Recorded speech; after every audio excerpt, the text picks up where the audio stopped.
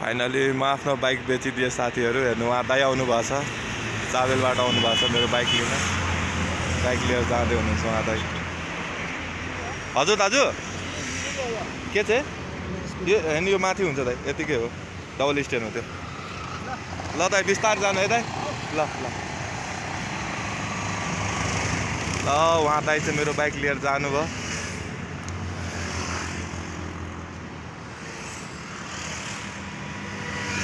बुढोले निकाल्न सक्छ।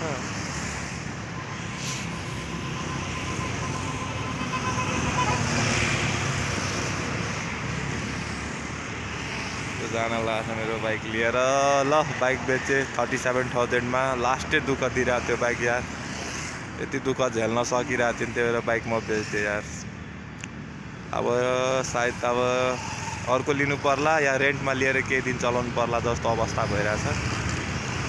उहाँ दाइसँग 40 मा कुरा गरेको थिएँ, म 3000 मिलाएर उहाँलाई दिएको। खतरा हिरो भएर जानुभयो। ल ल केटो आजदेखि तिम्रो बाइक भयो, बाई।